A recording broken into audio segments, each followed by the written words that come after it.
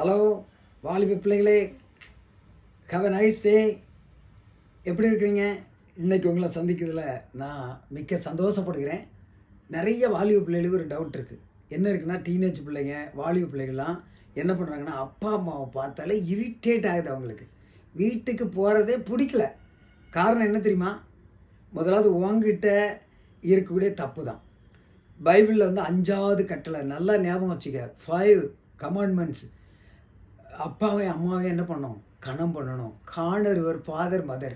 அப்பாவையும் அம்மாவையும் நீ மதிக்கணும். அவங்க எப்படி இருந்தாங்க, எந்த நிலைமையிலேருந்து உன்னை படிக்க வச்சாங்க, இன்றைக்கி இந்த நிலைமையில் நீ இருக்கிறதுக்கு காரணம் யார்?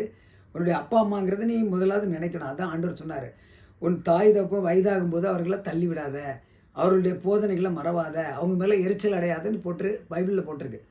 ஆனால் பிள்ளைகள்லாம் என்ன பண்ணுறீங்க? உன் வயசுக்கு தகுந்தவாறு உங்கள் அப்பா அம்மாவை இரிட்டேட் பண்ணுறீங்க. That is wrong, totally wrong.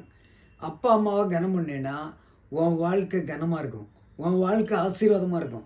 இதை நிறைய பேர் புரிஞ்சிக்கிறதே இல்லை. நான் வந்துட்டேன், நான் இன்னைக்கு படிச்சுட்டேன், நான் இன்னைக்கு பெரிய வேலைக்கு வந்துட்டேன், நான் பெரிய காரியத்தை செய்துட்டேன், நான் வந்து பெரிய ஞானி அப்படின்னு நினைக்காத.